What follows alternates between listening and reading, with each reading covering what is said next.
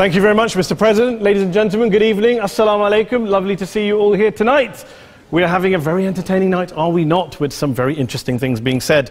From the other side of the house tonight, let me begin by saying, as a Muslim, as a representative of Islam, I would consider myself an ambassador for Islam, a believer in Islam, a follower of Islam and its Prophet. So, in that capacity, let me begin by apologizing to Anne-Marie for the Bali bombings. I apologize for the role of my religion and me and my people, for the killing of Theo van Gogh, for 7/7. Yes, that was all of us. That was Islam, that was Muslims, that was the Quran. I mean, astonishing claims to make in the very first speech tonight, on a day like today, where the Conservative Prime Minister of the United Kingdom is having to come out and point out that these kind of views are anathema. And I believe you're trying to stand for the Labour Party to become an MP in Brighton. If you do, and you make these comments, I'm guessing you'll have the whip withdrawn from you, but then again, UKIP's on the rise, they'll take you, the BNP, they might have something to say about your views. This is what Mehdi Hassan always does. By the way, just on a factual point, since we heard a lot about the second speaker, about how backward we Muslims all are, on a factual point, you said that Islam was born in Saudi Arabia. Islam was born in 610 AD. Saudi Arabia was born in 1932 AD. So you were only 1,322 years off. Not bad? Not bad start there. Talking of maths, by the way, a man named Al-Khawarizmi was one of the greatest mathematicians of all time, a Muslim, worked in the golden age of Islam. He's the guy who came up with not just algebra, but algorithms. Without algorithms, you wouldn't have laptops. Without laptops, Daniel Johnson tonight wouldn't have been able to print out his speech in which he came to berate us Muslims for holding back the advance and intellectual achievements of the West, which all happened without any contribution from anyone else other than the Judeo-Christian people of Europe. In fact, Daniel David Levering, the author of the Pulitzer Prize-winning historian and author of The Golden Crucible, points out that there would be no Renaissance, there would be no Reformation in Europe without the role played by Ibn Sina and Ibn Rushd and some of the great Muslim theologians, philosophers, scientists in bringing Greek texts to Europe. As for this being our university, I will leave that to the imagination as to who is our and who is there. I studied here too. An astonishing set of speeches so far making this case tonight. A mixture of just cherry-picked quotes, facts and figures, self-serving, selective, a farrago of distortions, misrepresentations, misinterpretations, misquotations. Daniel talked about my article in the New Statesman, which got me a lot of flack, where I talked about the anti-Semitism that is prevalent in some parts of the Muslim community, which indeed it is. Of course, I didn't say in that piece that it was caused by the religion of Islam. In fact, modern anti-Semitism in the Middle East was imported from, finish the sentence, Christian, Judeo-Christian Europe, where I believe some certainly bad things happened to the Jewish people. In fact, Tom Friedman, Jewish-American columnist in the New York Times, told me in this very chamber last week that he believed, had Muslims been running Europe in the 1940s, 6 million extra Jews would still be alive today. So I'm not going to take lessons in anti-Semitism from someone who's here to defend the Judeo-Christian values of a continent that murdered 6 million Jews. Moving swiftly on. Yes. Absolutely. Well, I'm about to make that point. No, I'm about to make that point. You're right. I agree with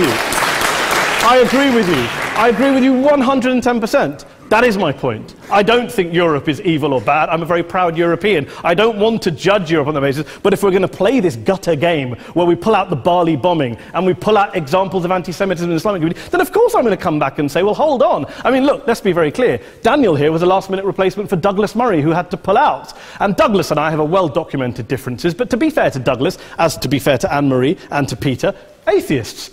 Atheists see all religions as evil, violent, threatening. What the problem I have with Daniel's speech is that Daniel comes here to run this robust defense of Christianity, forgetting that his fellow Christians, people who said they were acting in the name of Jesus, gave us the Crusades, the Spanish Inquisition, the anti-Jewish pogroms, European colonialism in Africa and Asia, the Lord's Resistance Army in Uganda, not to mention countless arson and bomb attacks on abortion clinics in the United States of America to this very day. I would like a little bit of humility from Daniel first before he begins lecturing other communities and other faiths on violence, terror and intolerance.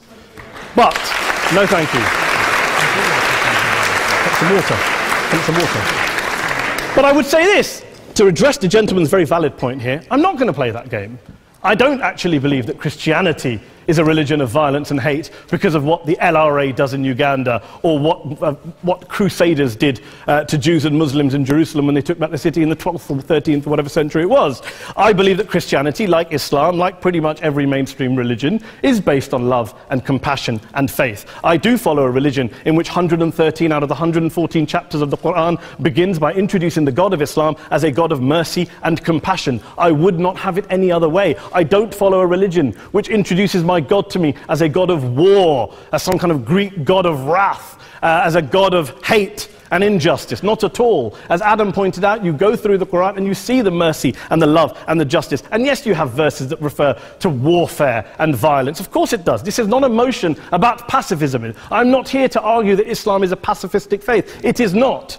Islam allows military action, violence in certain limited contexts. And yes, a minority of Muslims do take it out of that context. But is it religious? We talked about Woolwich. Daniel and Anne-Marie have suggested that it's definitely religion that's behind all of this. Well, actually,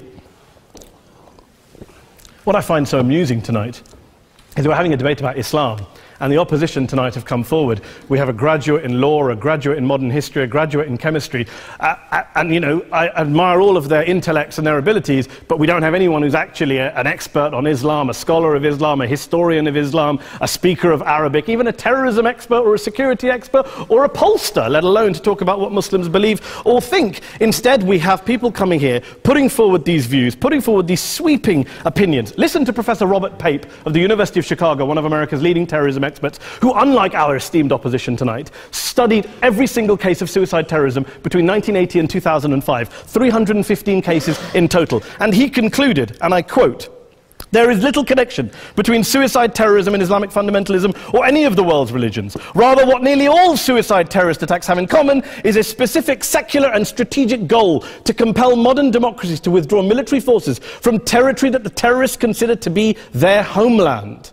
And the irony is, when we talk about terrorism, the irony is that the opposition and the Muslim terrorists, the Al-Qaeda types, actually have one thing in common.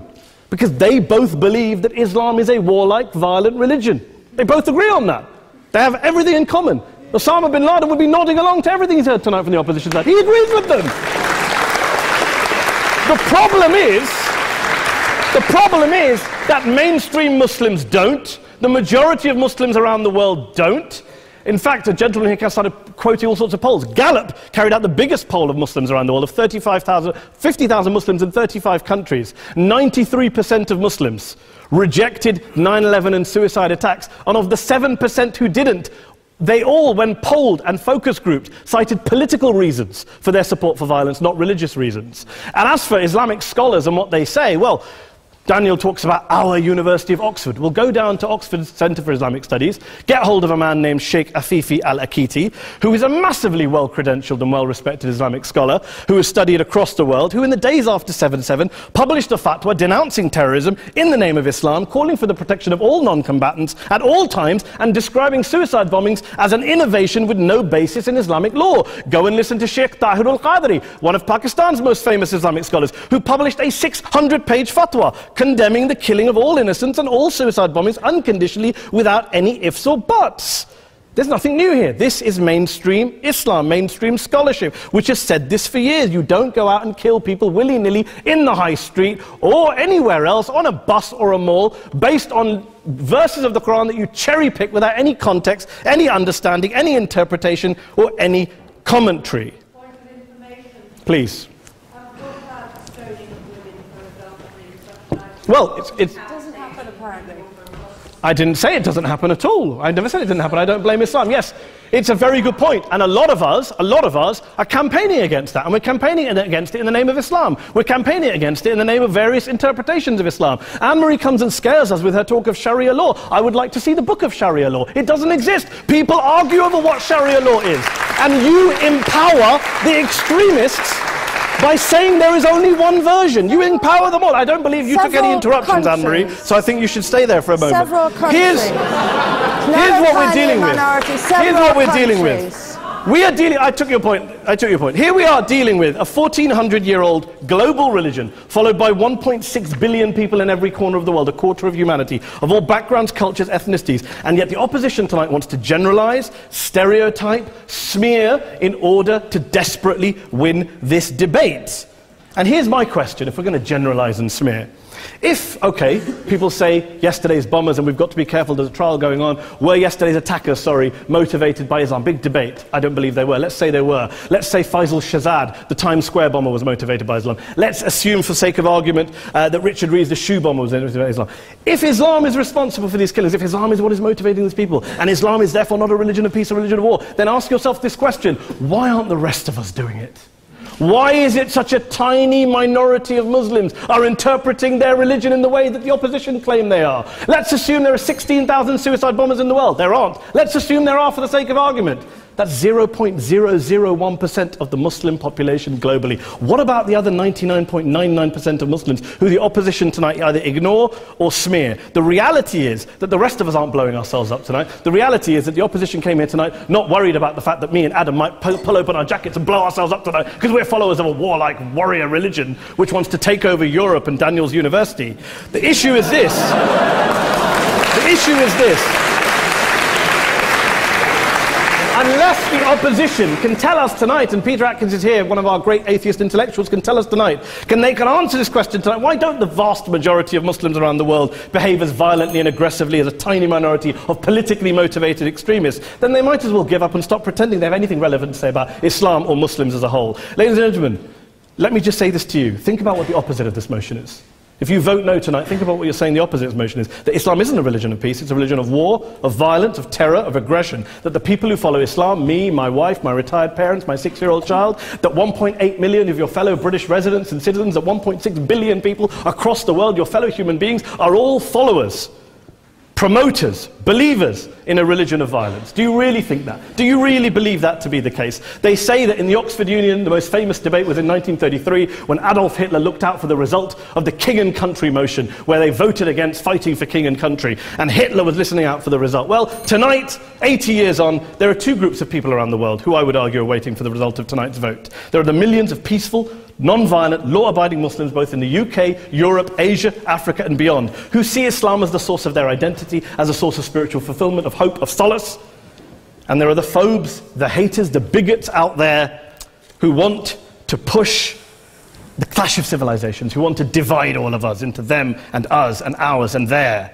Ladies and gentlemen, I urge you all not to fuel the arguments of the phobes and bigots. Don't legitimize their divisions. Don't legitimize their hate. Trust those Muslims who you know, who you've met, who you hear, who don't believe in violence, who do want you to hear the peaceful message of the Quran as they believe it to be taught to the majority of Muslims, the Islam of peace and compassion and mercy, the Islam of the Quran, not of Al-Qaeda. Ladies and gentlemen, I beg to propose this motion to the House. I urge you to vote yes tonight. Thank you very much for your time.